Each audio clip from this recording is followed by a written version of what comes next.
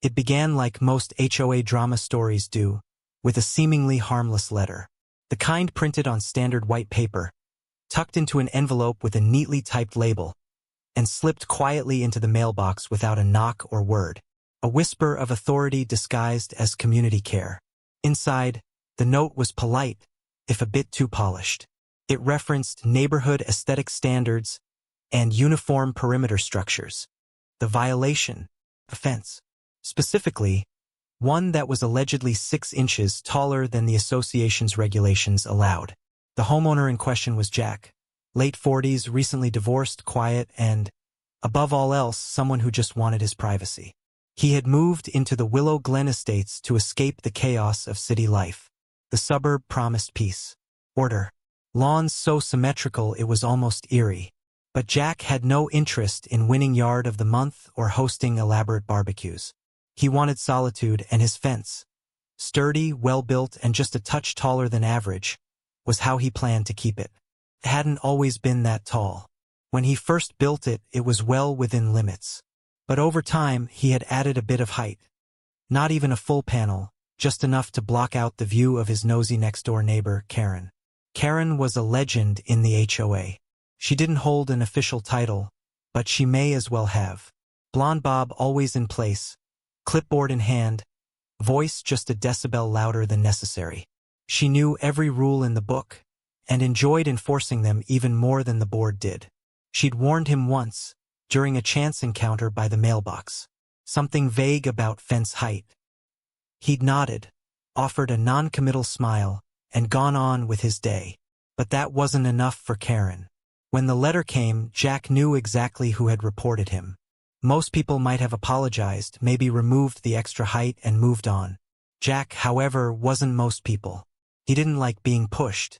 And something about the tone of that letter, and the smug satisfaction he imagined on Karen's face when she mailed it, struck a nerve. He walked outside that afternoon and stared at his fence. It was solid. Brown-stained cedar with a reinforced base and capped corners. Not an eyesore. Not offensive. It merely blocked the view of Karen's pastel Adirondack chairs and perpetually spying eyes. He pulled out the measuring tape. Sure enough, 6 inches above the HOA limit. Technically, they were right, but morally, he felt no guilt. Jack returned inside and sat down at his computer. He didn't search for local contractors or fence modification services. Instead, he began researching stone masonry, castle construction, permitting loopholes for decorative structures. He was angry, yes, but more than that, he was inspired. The next week, he filed for a permit under a clause in the Willow Glen development plan that allowed architectural garden installations, provided they did not exceed a specific height and were aesthetic in nature. The HOA, not known for thoroughness, approved it without a second glance. Jack got to work. The sound of construction drew attention immediately. A cement truck, pallets of stone, scaffolding. It was far more than a fence replacement. Neighbors slowed down as they drove past. Karen stood by her window for hours, her silhouette stiff with suspicion. By the end of the second week, the truth began to reveal itself. Jack wasn't rebuilding a fence. He was building a fortress. Not full-sized, of course. But what now stood at the rear of his property was unmistakable. A miniature stone castle wall complete with a turret-style corner, arrow-slit-shaped windows, and a wrought iron gate with decorative scrollwork. It wasn't just tall, it was imposing. But it was also, by some miracle, compliant. The HOA didn't know what to do. Jack had filed all the paperwork. The castle met height restrictions for garden structures. It wasn't technically a fence. It didn't encroach on any easements or utilities. The entire thing was built within code and behind the property line. It was solid, sturdy, and, much to Karen's horror, beautifully constructed. At night, it was lit by soft landscape lighting that cast long shadows across the yard. During the day, it became a local attraction. Neighbors who never spoke to Jack before began complimenting his craftsmanship. Some even asked if he could help them design something similar. A few teenagers dubbed it Fort Solitude and posed for pictures beside the turret. Karen, meanwhile, was livid.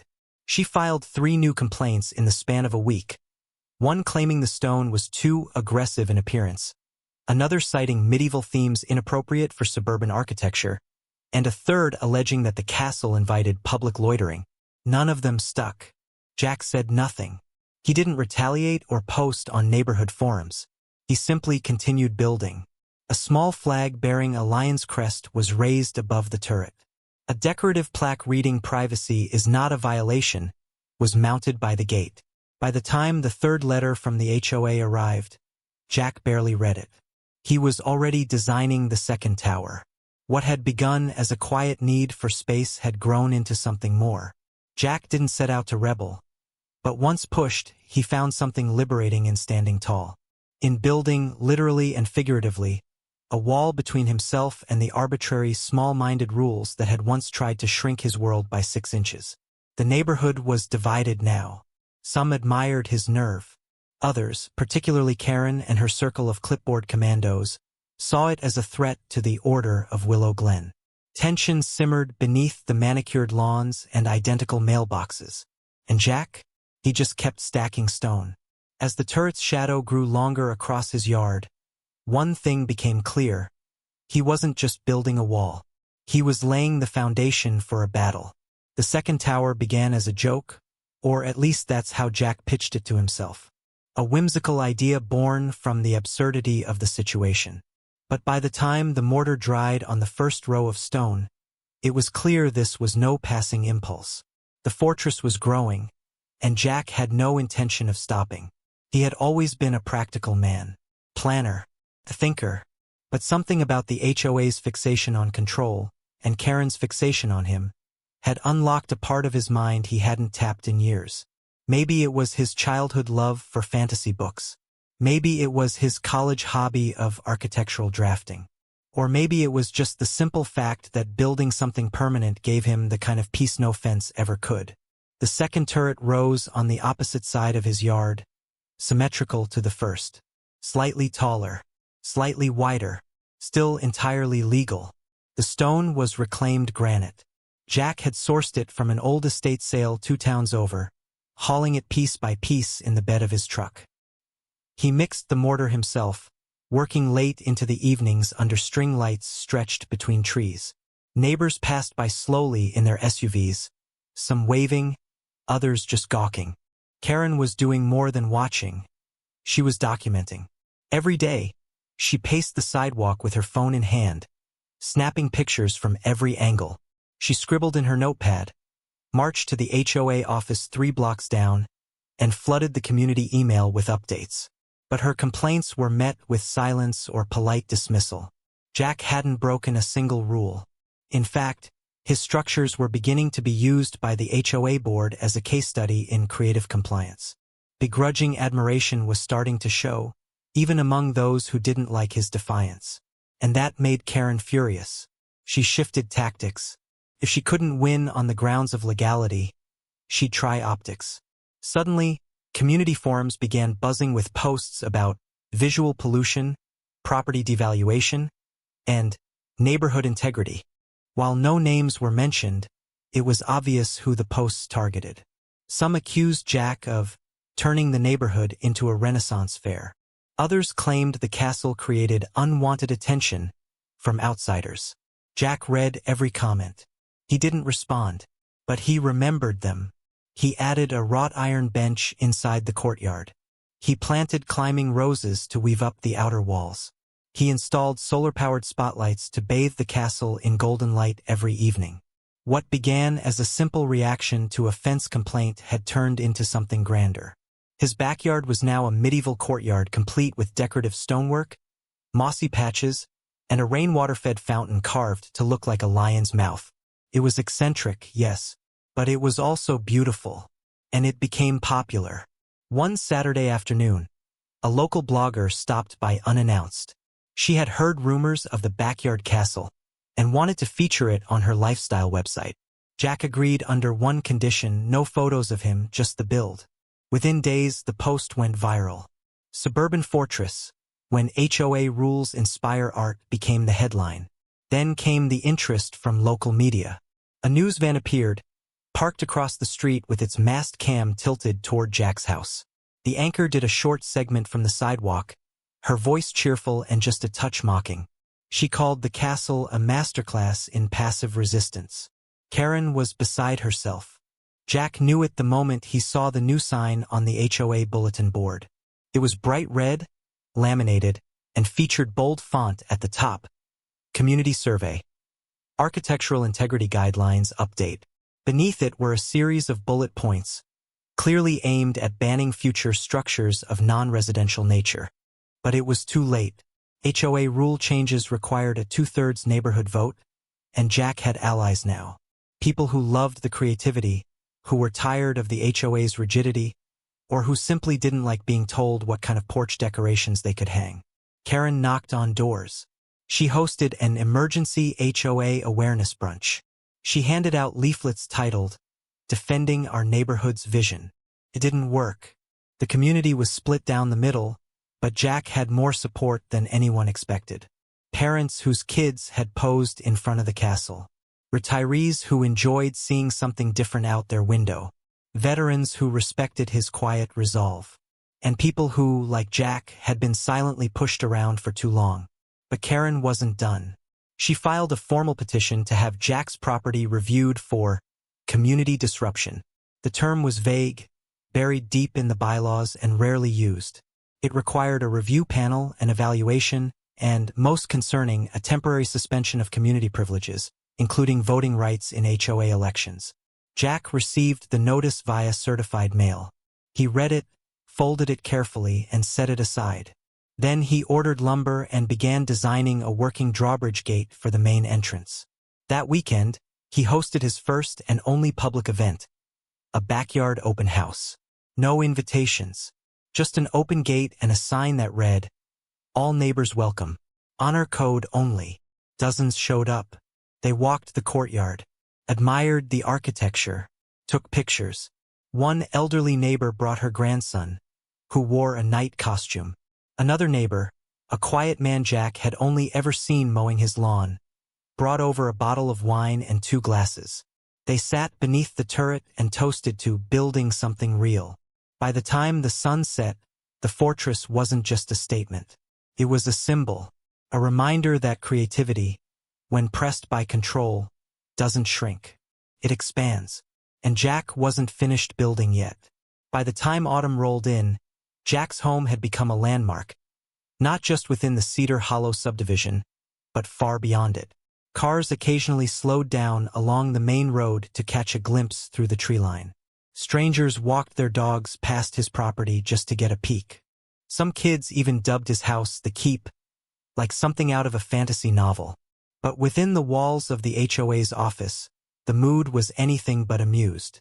Karen's petition to classify the castle as a community disruption had failed spectacularly. Not because the clause lacked teeth, but because the board vote to proceed with the hearing ended in a deadlock. 2 members sided with Karen.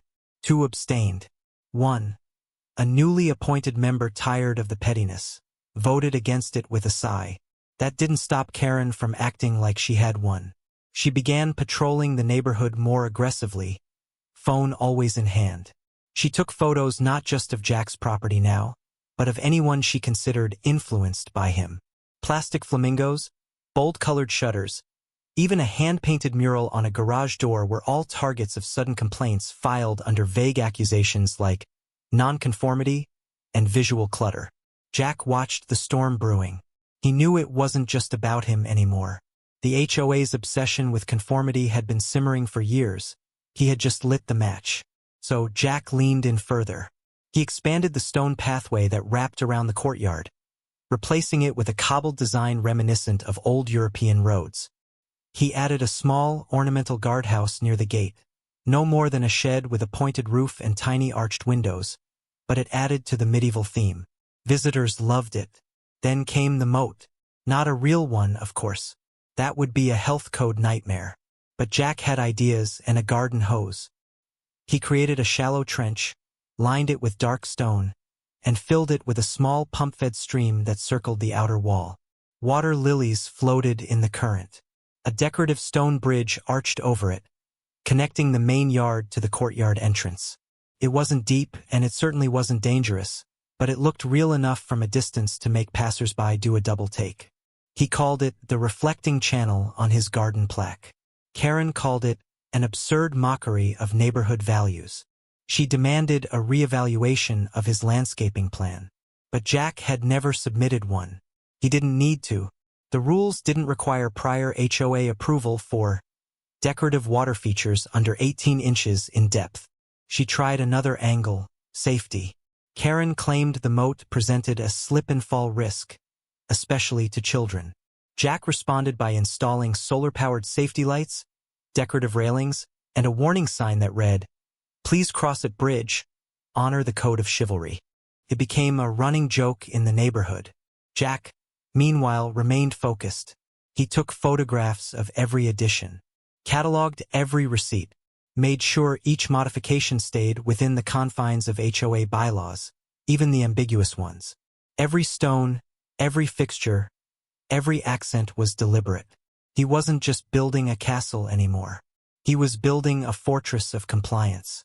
The more Karen fought, the more tightly Jack adhered to the rules, weaponizing the very playbook she had once used to enforce conformity. It drove her mad. The HOA newsletter took on a different tone that fall. Once a chipper collection of gardening tips and garage sale announcements, it now featured stern reminders about preserving community standards and avoiding eccentric exterior expressions. An entire section was devoted to recent ambiguities in property enhancements, complete with illustrations suspiciously similar to Jack's design elements. But the community wasn't biting. The local high school art class had visited the castle as a creative field trip. A retired architect from down the street left a handwritten note in Jack's mailbox calling the structure a fascinating fusion of whimsy and precision. Even the mailman, previously indifferent, had started snapping selfies with the courtyard gate. Karen responded with fury.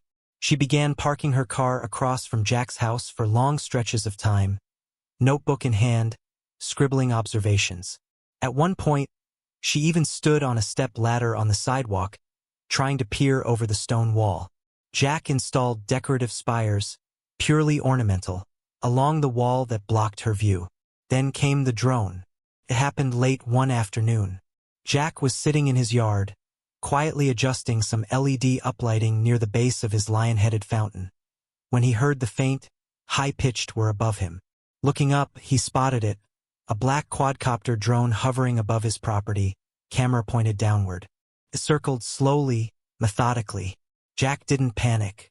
He recorded it with his phone, then calmly walked to his computer and submitted a formal report to the local police department citing privacy intrusion. He also contacted the FAA to inquire about low-flying UAV regulations. The next morning, he posted a new sign just inside the courtyard entrance. Airspace under surveillance. All uninvited drones will be reported. He also added a fake cannon made of recycled PVC pipe and spray paint. It wasn't meant to threaten, but it certainly made a statement. The community couldn't stop talking about it. Neighbors whispered that Karen had gone too far. Even those previously on her side began expressing discomfort. One anonymous resident submitted a letter to the HOA board asking whether surveillance drones were now standard enforcement tools. Karen denied ownership of the drone. But Jack had already matched the drone's model to one available at the electronics store a town over. One with a GPS tag, one that had been sold recently. One that, according to a store employee, had been purchased with a credit card belonging to a Kingston family member. He didn't take action. Not yet. Instead, Jack sat beneath his tower one evening, watching the sunset glow across his moat, his walls, his growing sanctuary of resistance. He knew this was more than an argument about aesthetics now. It was about space. It was about dignity. It was about control and what people do when they're told to shrink. And he had no intention of shrinking. The next phase of construction would begin soon. But not before a storm arrived, both literal and figurative.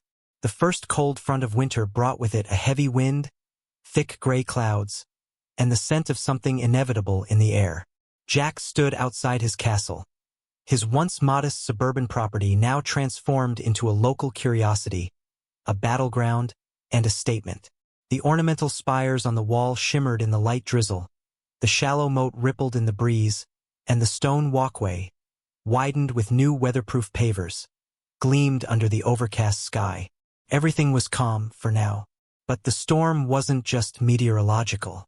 Inside HOA headquarters, a cramped converted garage attached to Barbara Kingston's house, plans were being drawn. Karen, still bitter over her defeat in the initial vote, had shifted her strategy from aggressive enforcement to calculated pressure. Her newest weapon? A compliance audit committee, stacked with loyalists, that would conduct random property inspections under the guise of ensuring seasonal safety and decorum. It was an excuse to reassert control, and Jack was target number one. Within days of its creation, the audit committee sent a notice to Jack's mailbox citing excessive seasonal ornamentation and non-standard lighting schemes. The violation fee? $250, due within 10 business days. Jack smiled as he read it. The decorations in question were 4 antique-style lanterns mounted on his courtyard gate. Solar-powered, soft yellow glow.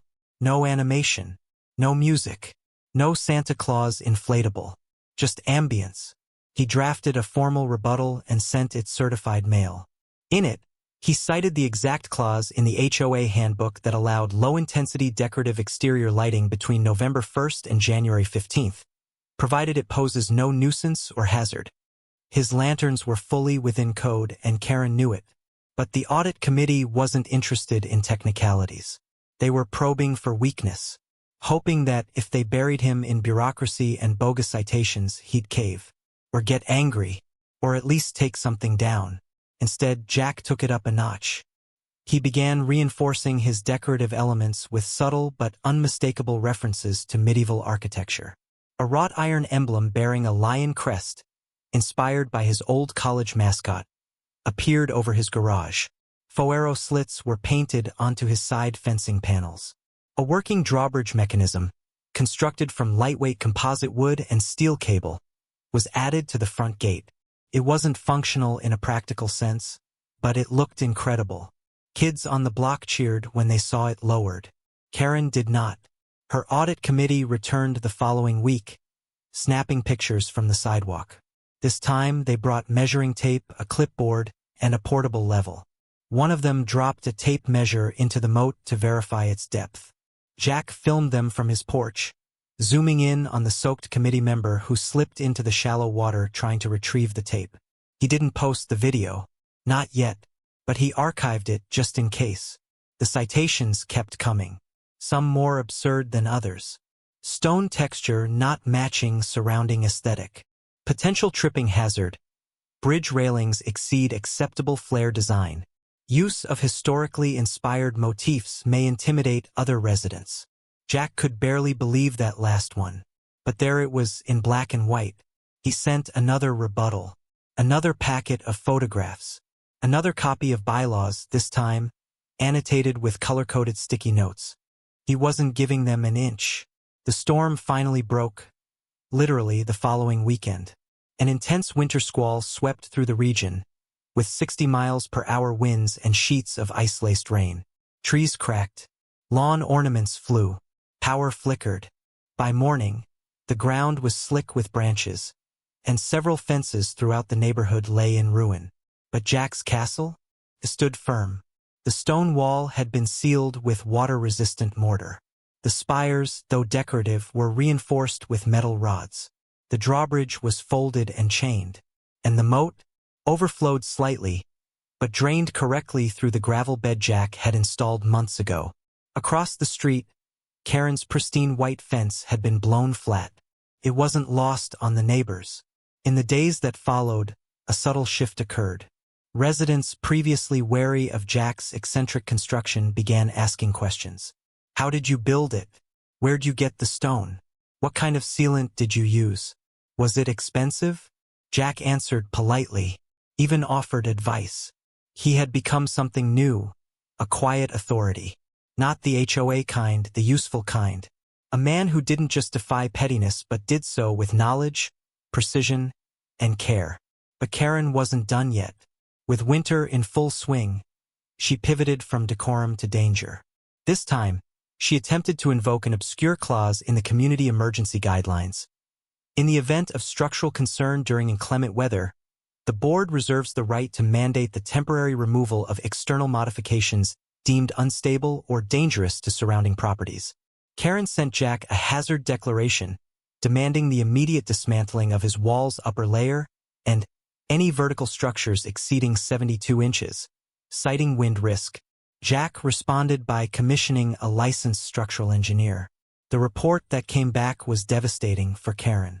The castle wall, the drawbridge frame, the spires, every inch was deemed well within residential structural safety parameters. The engineer even noted that Jack's wall had performed better in the storm than several HOA standard fences. Jack sent the report to the board, the committee, and the city. Then, for good measure, he framed a copy in his entryway. Karen's next step was desperation. She organized a neighborhood meeting, the first in months. Flyers were distributed, all featuring the same phrase, "Take back our community." It was supposed to be a rallying cry. Instead, it turned into something else entirely. Only a handful of people showed up, and not in support of her. Most came out of curiosity. Some came to voice frustration. A few brave souls came to defend Jack openly, stating they were tired of the relentless citations, the manufactured drama, the sense that any deviation from beige conformity would bring punishment. One resident quietly admitted she had started hiding her lawn statues before inspection days. Another said he stopped applying for garden modifications because the paperwork felt like a trap.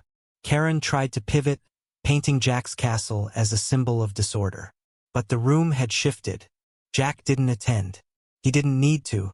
His absence spoke volumes. It reminded everyone how the conflict had started, not with banners or noise, but with a fence barely above eye level. What followed that meeting wasn't a vote. Not yet. But it was something more powerful. A fracture. The neighborhood, once kept in line by whispers and warnings, had tasted something rare. Collective doubt. Karen's authority no longer felt absolute. Her flyers went unanswered. Her complaints were read with a skeptical eye. And Jack? He began sketching designs for a turret. Not a real one, just a garden lookout post with faux battlements and vines. But symbolically, the siege had turned. The kingdom was watching. By the time the frost lifted from the sidewalks of Maple Glen, the community was no longer the pristine model of uniformity it had once prided itself on being. Where order and rules had previously dictated the suburban rhythm, there was now tension and curiosity. People slowed their walks past Jack's property, sometimes pretending to tie shoes or wave to no one in particular, all to steal glances at the now infamous castle wall that had become the epicenter of the HOA's unraveling authority. But Jack wasn't finished. Not by a long shot. The success of the initial structure, the stone wall, the faux drawbridge, and the decorative spires, had proved more than aesthetic. It was armor, a barrier against both the HOA's grip and the soulless sameness that had crept into every lawn, hedge, and shutter in the neighborhood. It wasn't just a stunt anymore. It was a philosophy. So Jack moved forward with his next design. The keep.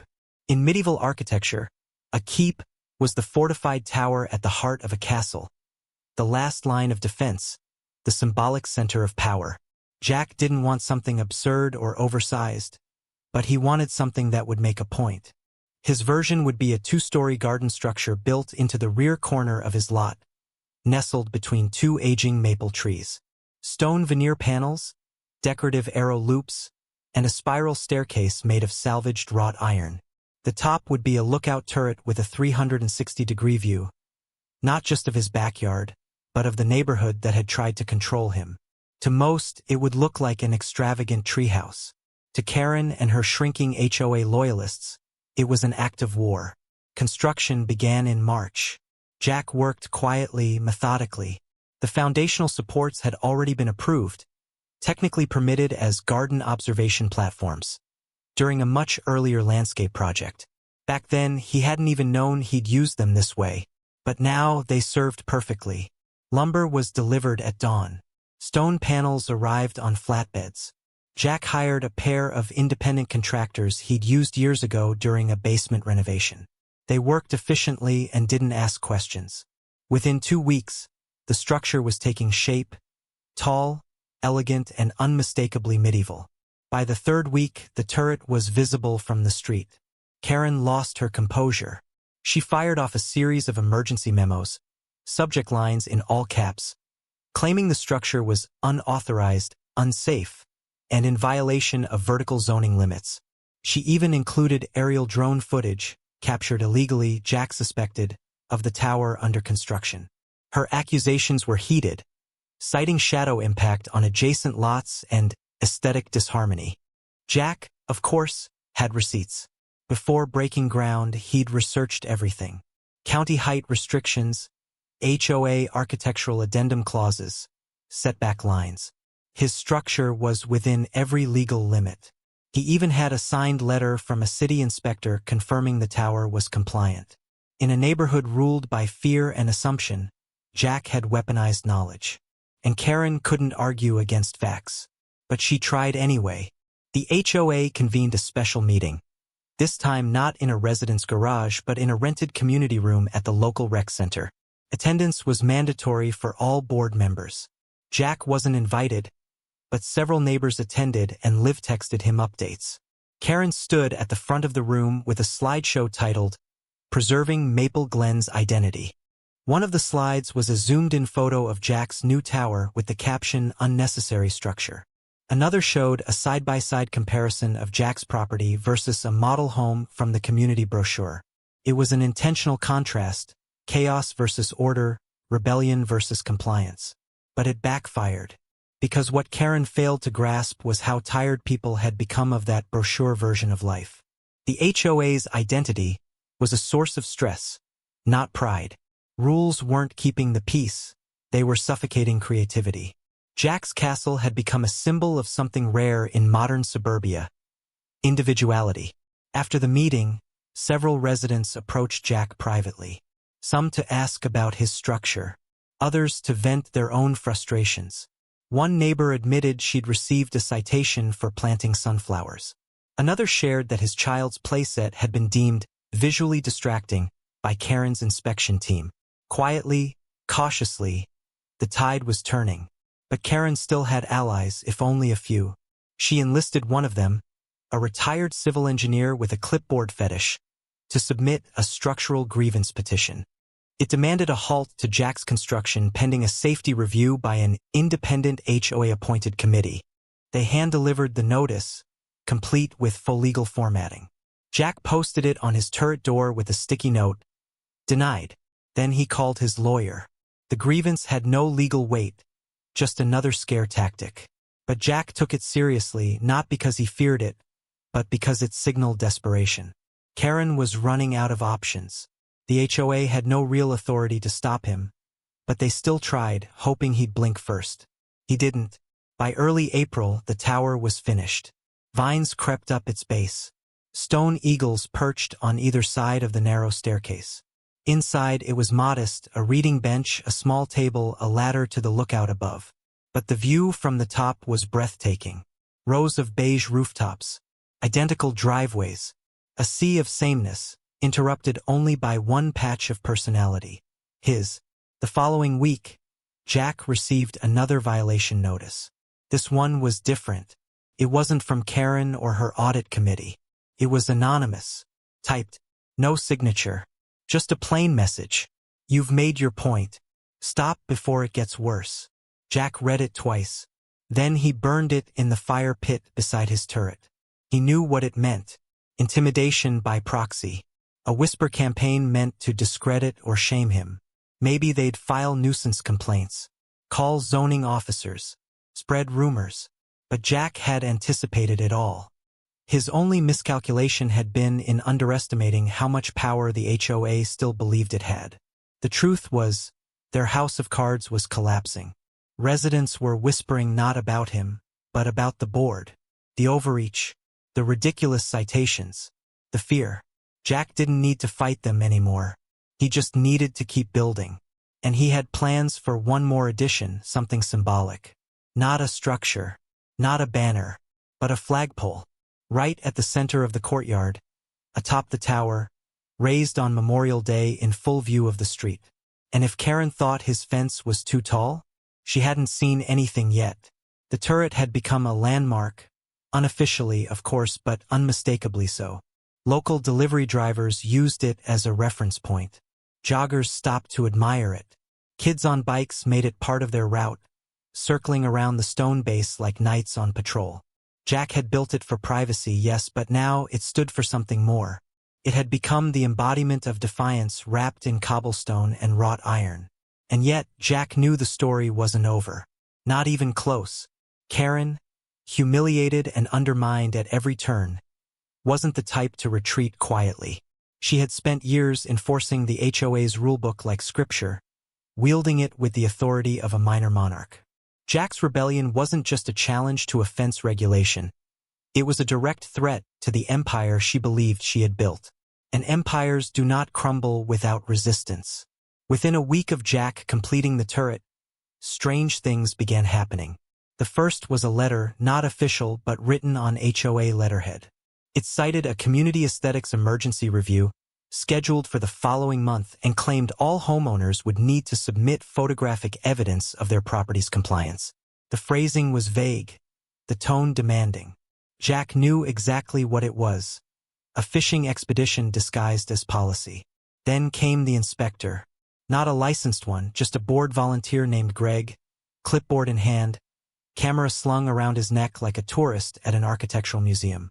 He strolled by Jack's property 3 times that week, each time pausing conspicuously to photograph angles of the turret, the fencing, even Jack's trash cans. Jack didn't engage. He simply stood on the parapet of his tower, arms crossed, watching silently as Greg snapped his photos and scribbled furiously into his notes. Next came the anonymous complaints. Overnight, Jack received citations for supposed infractions. A decorative gargoyle being too menacing, the pathway to the turret posing a tripping hazard, and the presence of ivy along the stonework as inviting vermin. None of them held legal water. But Jack understood it wasn't about enforcement. It was about pressure. He responded each time with documentation, photos, and references to building codes and local ordinances. Each time, his rebuttal was airtight. But the flood didn't stop. The HOA mailed him a fine, $75 for excessive structure height causing shadow intrusion. A ridiculous charge even by Karen's standards. Jack appealed it immediately. His tower fell within the allowed height restrictions by a solid 2 feet. He included blueprints, timestamps, and a signed letter from a city zoning official. The fine was voided, but the message was clear. The HOA wasn't trying to win in court. They were trying to exhaust him. But Jack had built more than stone and iron. He had built momentum. The neighbors had started talking, not just in whispers, but in front yard conversations and group texts. Jack had become a neighborhood legend, equal parts folk hero and political cartoon. Some homes began adding their own castle-like features. A stone bench here, a coat of arms-themed mailbox there. One bold neighbor even swapped their porch light for a faux torch fixture. It wasn't a rebellion yet, but it was more than passive observation. Karen was losing grip, and it was showing. At the next HOA meeting, held virtually due to ongoing neighborhood tensions, the agenda was dominated by Jack's structure. Karen's video feed was framed tightly, her ponytail extra taut, her blazer an even brighter blue than usual. She spoke with clipped authority, invoking terms like community standards, deviation escalation, and non-conforming elements. Meanwhile, the media attention hadn't waned. A popular online documentary channel had reached out to produce a short feature titled, "The Man Who Built a Castle, Fighting HOAs One Stone at a Time." They filmed interviews, flew drones, and collected testimonies from other neighborhoods facing similar HOA oppression. Jack declined to appear on camera, but the footage of his castle, standing proudly against a backdrop of cookie-cutter homes, said enough. Even city officials took notice. A councilwoman quietly paid Jack a visit one afternoon. She didn't stay long, just long enough to thank him, privately, for reminding the city what individuality looks like. It wasn't political. It was personal. She'd grown up in neighborhoods where everyone had the same mailbox, the same porch railings, and the same list of things they weren't allowed to do. Jack's defiance struck a chord. Karen, by contrast, had become an island. Once revered or feared for her strict adherence to the rules, she now walked the neighborhood alone. Her attempts to call out non-compliant homes were met with polite refusals or outright laughter. Her authority hadn't been revoked, but it had been rendered meaningless. The special election loomed. Residents had gathered enough signatures to call a vote on restructuring the HOA board. Karen dismissed it as symbolic nonsense. But privately, she was scrambling. Her allies were few. Her influence was fading. And yet, she still had one card to play. 3 days before the vote, she filed a formal complaint with the city alleging that Jack's castle violated a rarely enforced zoning provision related to non-standard structures exceeding thematic guidelines in suburban districts. It was a stretch, an old clause, unenforced for decades, buried beneath layers of updated policy. But technically, it was still on the books. A city zoning official was dispatched. They arrived early, clipboard in hand, and walked the property's perimeter in silence. Jack welcomed them calmly, answered every question, and handed over every document. Then he waited. So did the rest of the neighborhood. Word of the inspection spread quickly. Residents peered from windows. A few stood on the sidewalks, arms crossed. Jack wasn't just defending a tower now. He was defending the principle that homes didn't have to be sterile replicas of each other to be valuable. The official left without making a statement. But the next day, a simple message appeared in Jack's mailbox. No violations found. File closed. Karen had thrown her last stone, and it hadn't even chipped the wall. Now everything rested on the vote. By the morning of the special election, the neighborhood of Stonegate Ridge was buzzing in a way it hadn't in years. Mailboxes were filled with flyers. Residents whispered to one another at the end of driveways. Some had even dusted off foldable chairs and set them up near the community center, preparing for what many were calling Judgment Day. The moment the HOA would either change forever or tighten its grip once more. Karen's name was no longer spoken with reverence. At best, it was met with indifference. At worst, disdain. Where once her rules had ruled over lawn heights and paint swatches with quiet authority, now even her supporters had grown tired of the drama. The castle had outlasted every tactic she'd thrown at it. Jack, meanwhile, didn't campaign. He didn't need to. His castle stood tall, a stone and mortar monument to resistance. His quiet, methodical approach had inspired more change than 1,000 speeches ever could. His yard was clean. His taxes were paid. And his castle? Still entirely legal, still entirely upright. The community center opened its doors at 9 a.m. Voting was scheduled to run all day. A table was set up inside, where ballots were handed out and names checked off. Volunteers from the neighborhood, not the HOA, oversaw the process to ensure transparency. For the first time in years, many residents showed up early, eager to cast a vote not just against the old guard, but for something better. By noon, the turnout had already exceeded expectations. By 4 p.m. it had doubled. And by 6 p.m., when the last ballot was dropped into the secure collection box, nearly 80% of the community had participated, a record by any standard. The message was clear. People weren't just paying attention. They were done staying silent. The counting was meticulous. 3 volunteers, none affiliated with the HOA board, sorted and reviewed each ballot while being live-streamed to a private community forum. There were no glitches, no discrepancies, just a slow, methodical tabulation that kept everyone glued to their screens. When the final tally was posted at 9:12 p.m., it sent a quiet shockwave through the neighborhood. Karen Kingston, 17 votes. New board candidates, combined, 113 votes. It wasn't close. It wasn't even a contest. Karen had been outvoted more than 6-1. The community, once policed with passive-aggressive notes and arbitrary fines, had spoken. And what they said loudly, clearly, and collectively was, enough. Karen never made a statement. She didn't show up at the community center. No farewell. No press release. Just silence. 2 days later, a for sale sign appeared in her yard. 3 days after that, a moving truck backed into her driveway. It was packed quickly and efficiently. She didn't wave goodbye to anyone. No neighbors came out to see her off. By the end of the week, her house sat vacant. Quiet, cold, and empty. The last remnants of her era boxed away and driven out of Stonegate Ridge.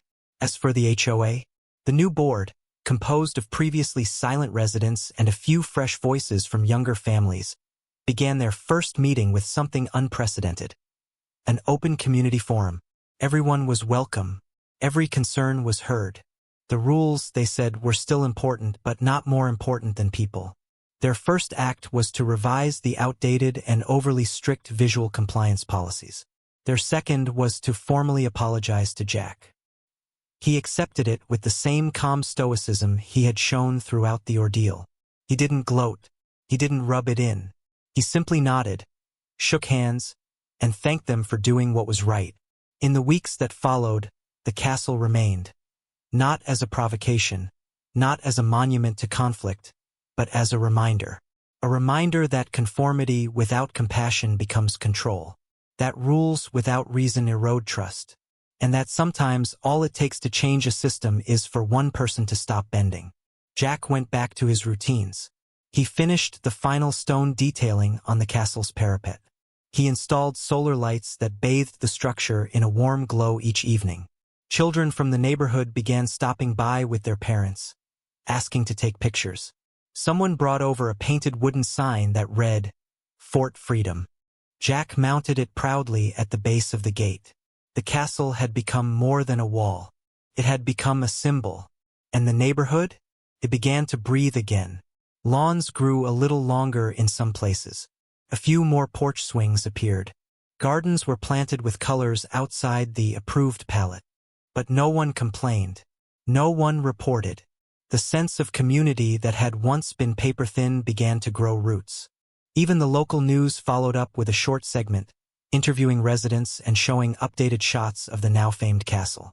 The clip ended with a panoramic view of the stone walls, the new board in a group photo, and Jack, in his red flannel shirt, waving slightly from the corner of the screen. It didn't need a narrator. The story told itself. Stonegate Ridge had changed, not because someone yelled the loudest, but because someone stood quietly in the right.